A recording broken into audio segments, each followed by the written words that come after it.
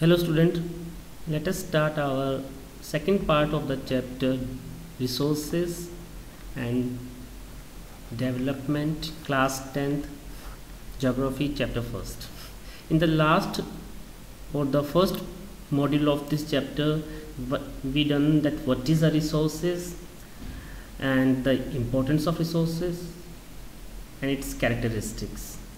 Now today what we will do is that what are the types of resources. So in the types of resources we classified resources on different bases. Our first basis is on the basis of its origin. If we classify resources on the basis of its origin, then resources are of two types. The first type of resources is the biotic resources, and the second type of resources is the abiotic resources. Now what is the biotic resources?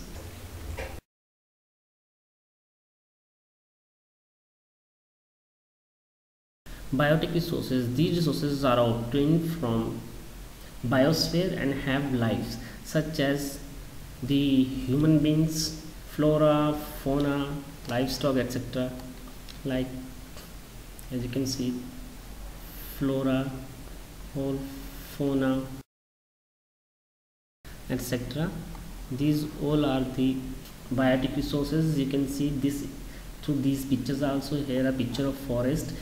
In these pictures, trees, living things, flora, fauna, all these are examples of biotic resources. On other hand, solar energy, soil, coal, birds, plants, oceans, energy, flowers, minerals, natural gas, atmosphere, fossil fuels, oxygens, water, trees, fish, oils, etc. These all are examples of the biotic resources. I hope biotic resources is now clear in our mind. Now let us come to the second part. What is a biotic resources? Obviously just opposite of it, all the non-living things comes in it, or we can say that all those things which are composed of non-living things are called abiotic resources.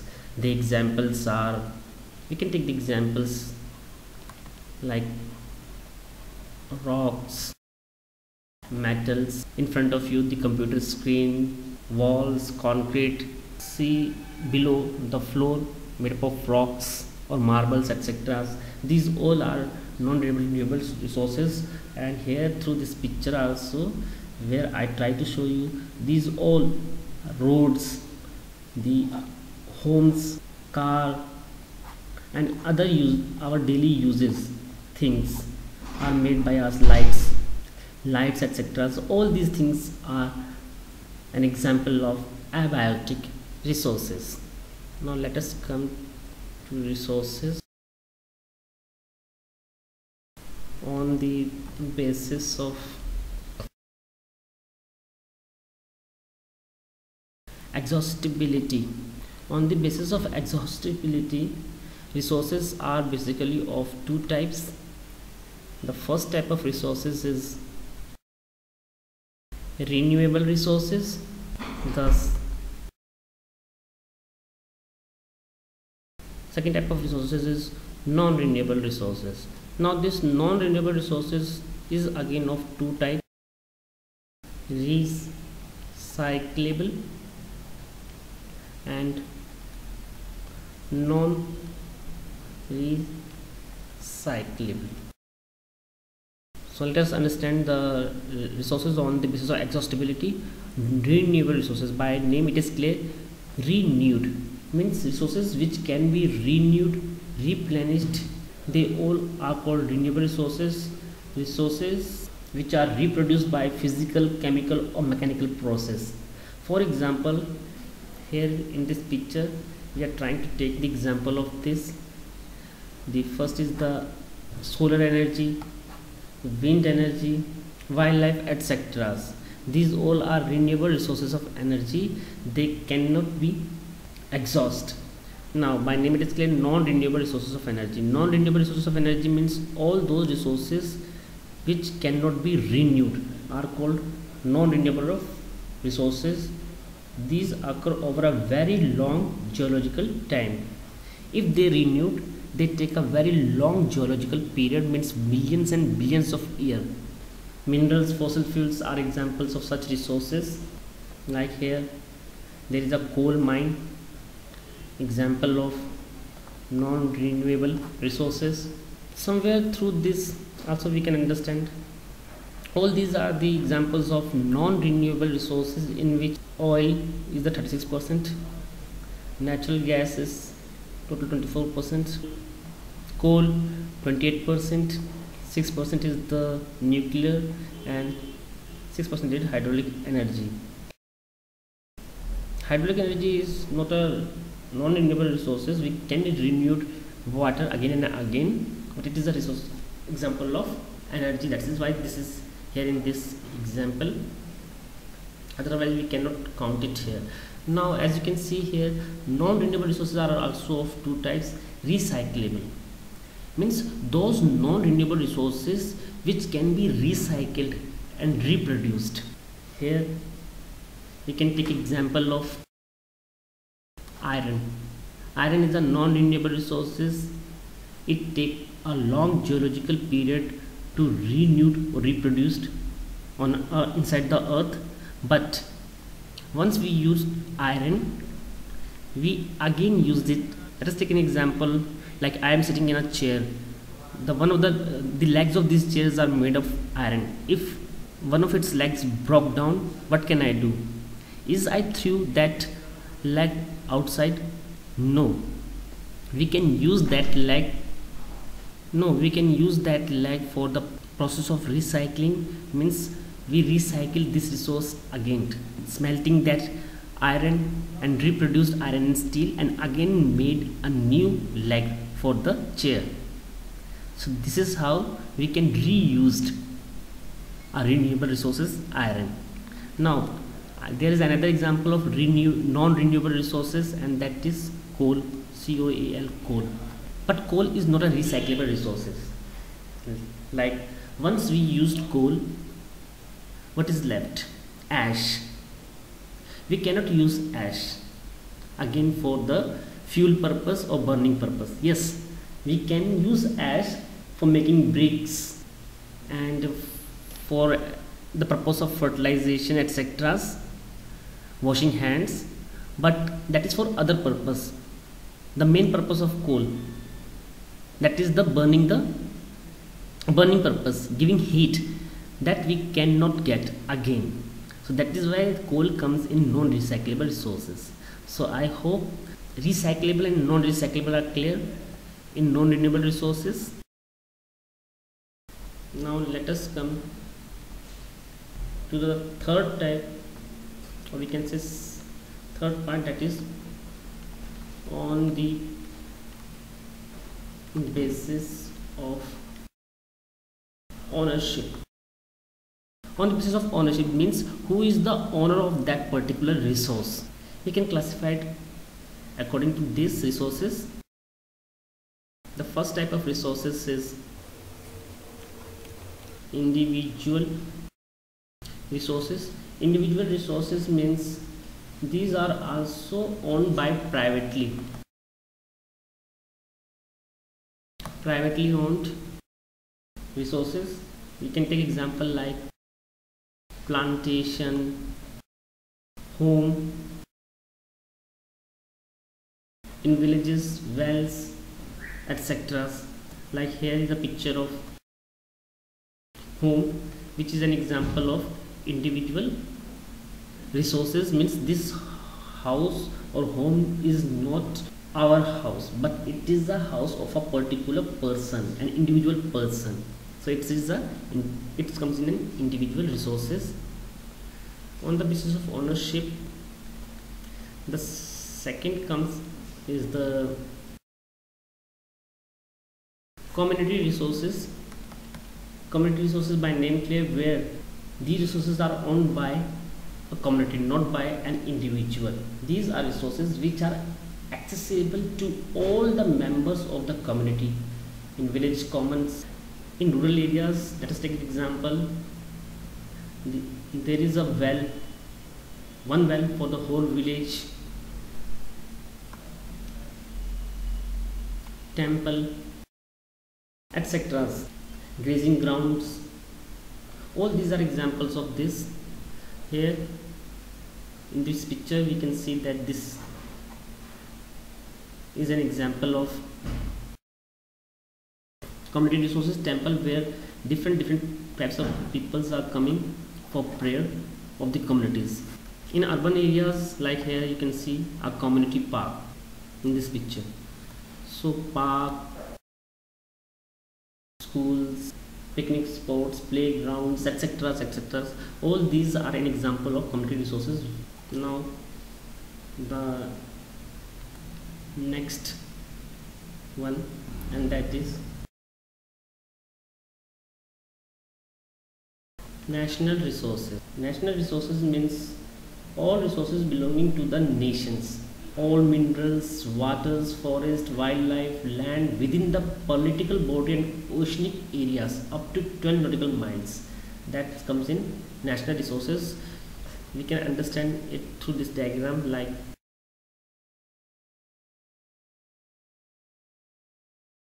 this is a diagram of India. Now here, this boundary, the whole boundary line, from this boundary line to in sea, the coastline from 12 nautical miles far from the coastline till here, all the minerals and other things which comes in it, they all are comes in natural resources. Like here, this is a land, so here till here, each and every things are an example of national resources. Plus the skyline of this area is also comes in national resources. In this diagram also, this is a land part of a country, where a land part, this is this water zone is a 12 nautical miles, 12 nautical miles, which 12 nautical miles we can say, or we can say 19.2 kilometer in kilometers. This comes in national resources. Now the next one is international resources. In international resources, the rest part means an area which is above this 200 kilometer from the coastline and above this is comes in international area. Now this central part, this is a exclusive economic zone. So above the exclusive economic zone comes the international resources. Let us understand it through this diagram. So till 12 nautical miles or 19.2 kilometer, the area comes in national resources, and from 200 kilometer and above, this whole area is a part of international resources. And here we can see that this whole part is a part of international resources. Now what is a special economic zone? Now this part, the rest part in between 19.2 kilometer to 200 kilometer area, this comes in, this part is called special economic zone. This special economic zones, now question comes that who is the owner of this special economic zone? The country like India is the owner of this special economic zone. This country is the owner of special economic zone, as you can see here. But for this, the country has to give information to the neighboring country also. Otherwise, this special economic zones comes or become a part of the country. Here This pink color is a part of special economic zone, or we can say it exclusive economic zone, while this one is the international resources, and this one comes in national resources. Here in this diagram it's a national resources. This one above 200 kilometer, it's a international resources, and this is called the exclusive economic zone, which is a part of national resource. Now the fourth classification is on the basis of the status of development. On this basis means here we classify resources on their development, the basis of this development. The first type of resources is potential resources. By name it is clear. Potential means resources which has the potentiality to fulfill the needs of that particular area, but that particular area is not using that resource, maybe because of any reason, financial reason or any other reason, that it is not reachable or whatever. But if a community or the nation want to use that thing, they can use, because there is a potentiality in that resources. We can take example of the area of Rajasthan and Gujarat.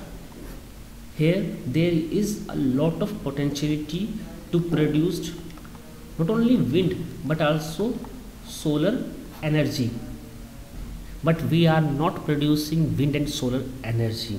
Some area it is not easy or possible to reach to that area, and some areas are very near to border with Pakistan, and maybe financial problem is also there.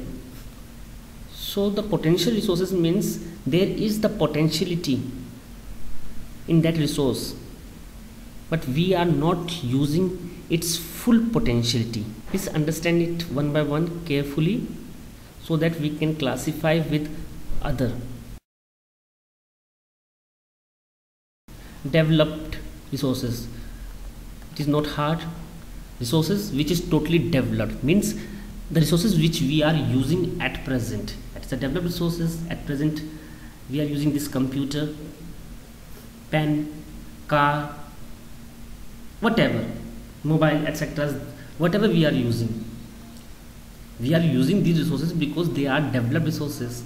Here in definition the thing comes is that resources which are surveyed first, and we know the quality and also the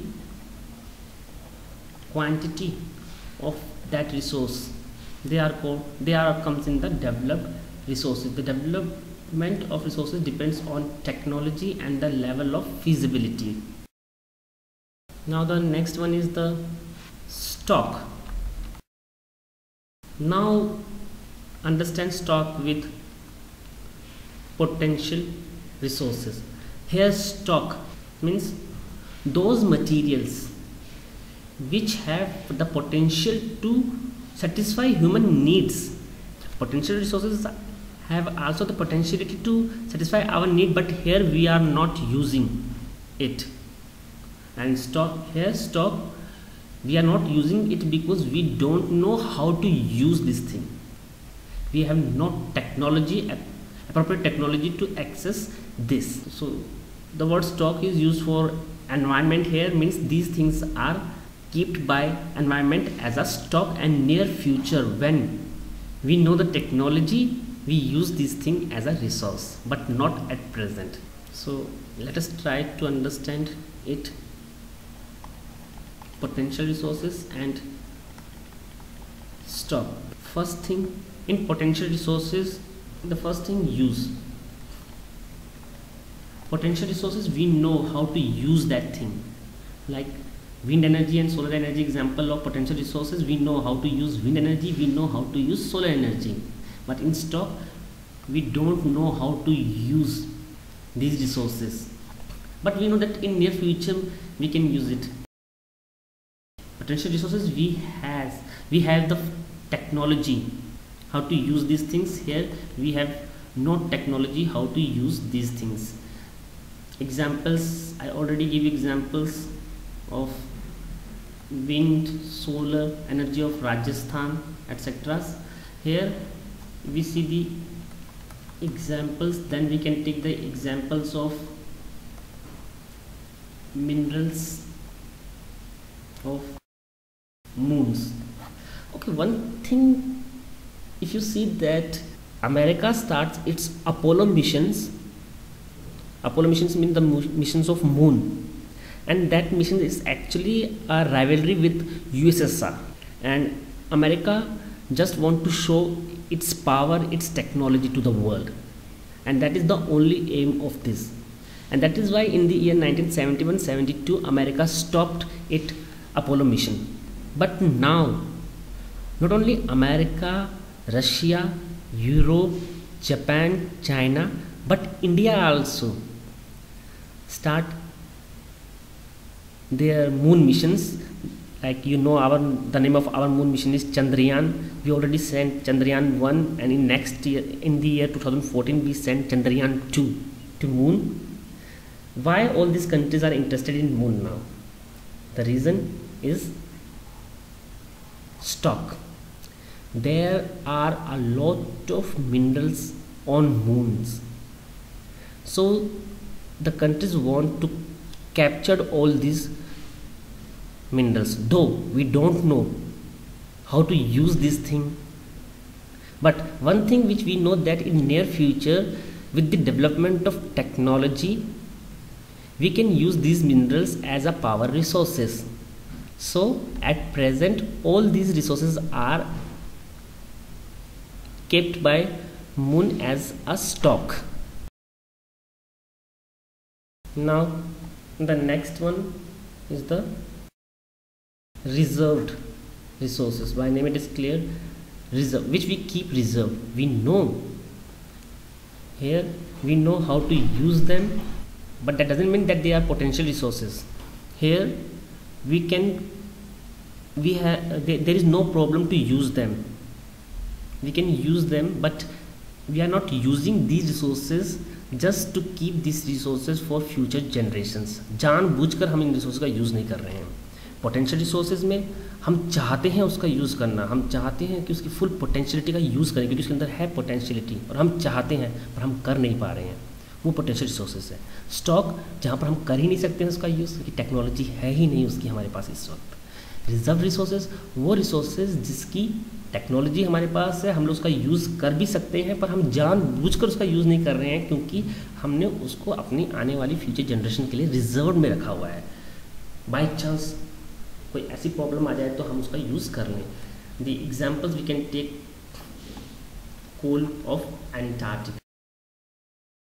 Antarctica, which is known as a white continent, because it is covered with white ice. On other hand, it is also known as black continent, just because of a lot of huge amount of coal reserves are present under the Antarctica continent. So this is how we classified resources on different bases. I hope you understand all these resources. Though even then, if there is any kind of problem, you can send your doubts to me. I'll try to clear it. I'm waiting for your comments. Thank you.